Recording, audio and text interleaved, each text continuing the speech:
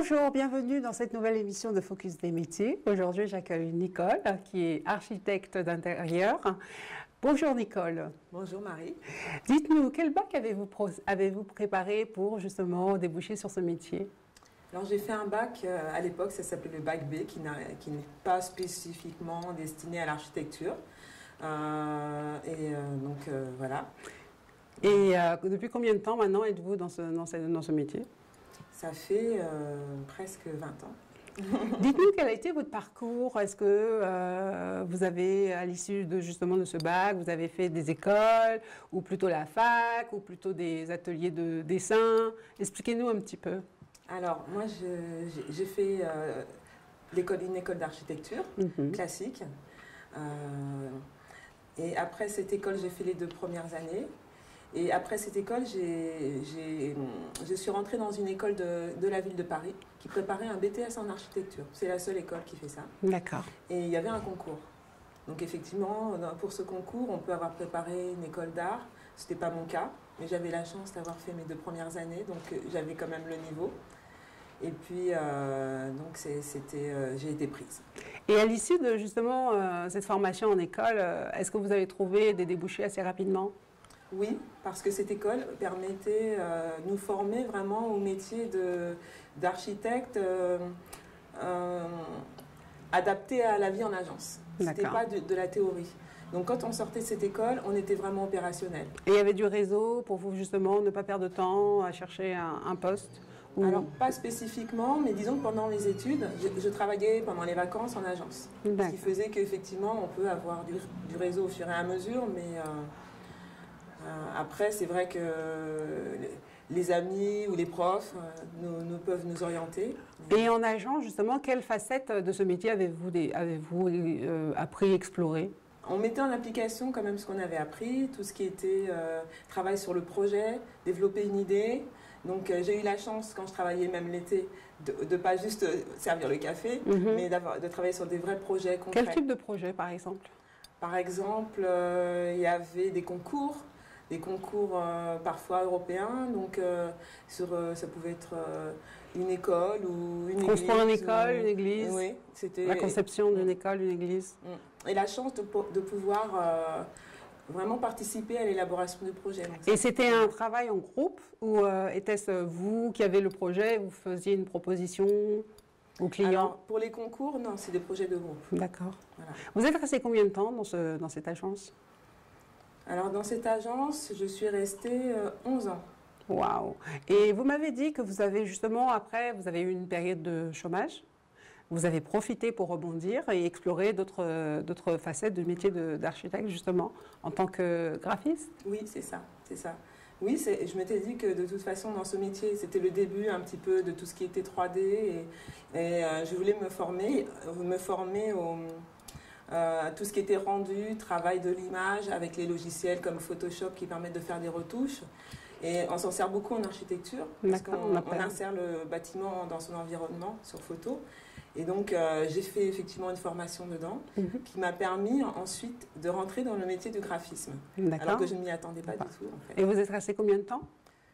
1 an et demi à peu près. Et après, vous avez rebondi encore sur une autre facette de ce métier qui est? Du coup, l'architecture. D'accord. Mais au sein du bâtiment, dans le milieu du bâtiment? Oui, mais effectivement, après cette formation, 1 an et demi, je suis restée 1 an et demi au sein d'une agence de graphisme, de communication graphique. Et donc effectivement, ce n'était pas de l'architecture, mais c'était très intéressant parce qu'on travaillait des pochettes de disques, des affiches de spectacles, tout ce qui pouvait être communication dans le milieu culturel. Voilà, c'était très très bien, c'est très très intéressant. Et après, vous avez exercé dans le milieu du bâtiment en tant qu'architecte? Oui. Oui. Alors dans le milieu du bâtiment, c'était pas comme architecte, mais mes compétences d'architecte étaient indispensables, on va dire, puisqu'il fallait. J'avais intégré une entreprise de bâtiment générale qui répondait au marché public, et donc ils cherchaient quelqu'un qui pouvait les aider à chiffrer et analyser du coup les dossiers que les architectes, avec les clients, les maîtres d'ouvrage, avaient envoyés. Donc moi, je les aidais à décortiquer les plans, à calculer les surfaces et à mettre les prix. Quelles sont les qualités requises d'un bon architecte d'intérieur, justement? Les qualités, je dirais, La créativité. Créativité d'abord, bien sûr. Après, le sens de la synthèse, savoir vite synthétiser ses idées pour les mettre en forme, pour pas s'éparpiller. Ensuite, de la rigueur. Et est-ce que la culture compte justement pour proposer des projets pas forcément originaux, mais qui sont adaptés justement aujourd'hui? On est dans l'ère de l'énergie renouvelable, tout ça. Est-ce que avoir ces connaissances permet aussi d'innover, de proposer des projets plus attrayants et adaptés à notre monde d'aujourd'hui? Oui, oui, tout à fait. Je dirais qu'il faut, tout le monde ne le fait pas, mais il faut le faire. Il faut être curieux, s'intéresser aux nouvelles énergies. Il y a beaucoup de travail qui a été fait sur les matériaux. Donc les nouveaux matériaux sont beaucoup moins polluants, sont plus efficaces en termes d'isolation. Donc il faut s'intéresser à tout ça. Et qu'est-ce qui vous plaît dans ce métier, justement? Qu'est-ce qui vous stimule? Ce qui me stimule, c'est le côté créatif. Et puis, justement, le côté recherche de matériaux innovants. Ça, j'aime beaucoup. Et parce que, comme je vous dis, il y a beaucoup de progrès qui sont faits et je pense qu'on peut aller encore assez loin. Qu'est-ce que vous direz à un étudiant aujourd'hui, ou des étudiants ou des lycéens qui se projettent justement dans ce milieu d'architecture d'intérieur?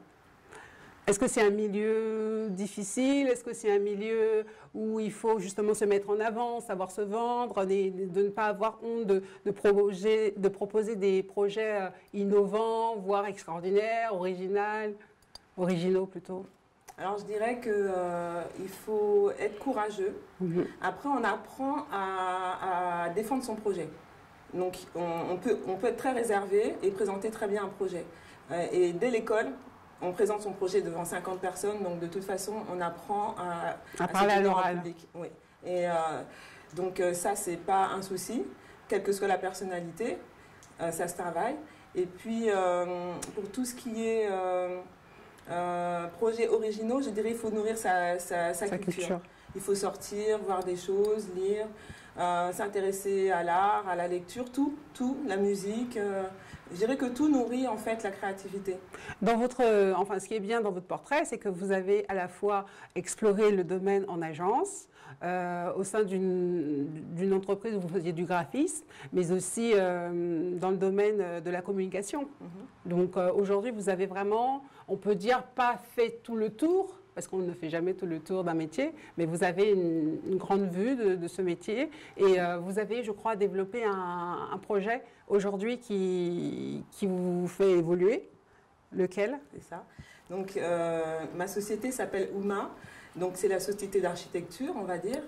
Et j'ai créé, en fait, la Ouma Home, qui est la maison Ouma pour tout ce qui est accessoires de décoration. Donc, dans un premier temps, c'est le linge de maison. Et donc, développer une collection autour du wax, du tissu wax. Pourquoi? Parce que c'est un tissu qui est très beau et c'est vrai que c'est dans l'air du temps, mais c'est pas que ça. C'est que, pour moi, c'était une manière de montrer aussi une partie de mon identité. Parce que d'origine africaine, oui, mais pas que. Grandi en France, donc travailler aussi bien la finition à la française, au service du wax, avec d'autres tissus, d'autres mélanges de tissus, comme des basins, du coton, et peut-être d'autres encore. Et essayer de faire une collection haut de gamme, pour pouvoir vraiment montrer qu'on peut vraiment mélanger la culture africaine, la culture européenne, et faire un produit original et beau. D'accord. Et surtout aussi, vous avez su faire évoluer votre métier.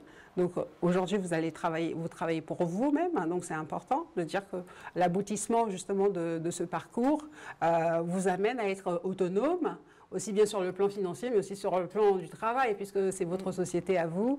Et vous mettez aussi en avant votre culture. De toute façon, on diffusera quelques modèles justement de vos parures et on mettra aussi le site internet justement pour que les gens puissent aller voir votre travail. Donc, je suis très contente de cette évolution, de ce parcours et dire aussi que voilà, c'est possible. On peut démarrer en tant qu'architecte d'intérieur et finir par sa propre société. Vous avez en quelque sorte fait un parcours découverte plein de facettes de ce métier. Donc, c'est un bel aboutissement, n'est-ce pas? Tout à fait.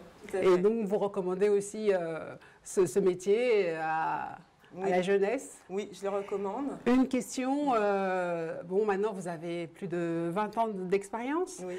Au niveau salaire, qualité de vie, content ou pas content? Contente. Contente. Contente. On vit bien. Oui. On est bien épanoui. En agence, en tout cas, c'est intéressant. Après, au bout d'un certain temps, quand on devient senior, c'est vrai que, bien sûr, le salaire grandit, mais on a souvent besoin d'autonomie parce qu'on veut un petit peu plus de liberté. Okay. Quand on est à son compte, c'est moins... On comprend pourquoi les patrons sont exigeants, nos anciens patrons. Donc, c'est pas évident, il faut s'accrocher, mais c'est très intéressant. Mais il y a de très belles affaires. Vous avez su valoriser vos compétences, je suppose. Oui, tout à fait. Tout à fait. Et enrichir, en fait. Enrichir les compétences avec des partenaires, en fait. Donc, du coup, moi, je recrée mon agence, peut-être pas forcément avec des salariés, mais beaucoup de partenaires. En fait. Et je pense qu'il y a une nouvelle manière de travailler de nos jours. Sur ce, je vous dis à bientôt pour une prochaine émission Focus des métiers. Je vais laisser le mot de la fin à Nicole pour vous encourager à devenir architecte d'intérieur. C'est très important. À bientôt. Je te laisse le mot de la fin. Bien, bah écoutez, c'est un très beau métier qui nécessite beaucoup de courage, mais franchement, on s'épanouit. On s'épanouit et il faut s'accrocher. Merci Nicole. À bientôt pour une prochaine émission. Au revoir.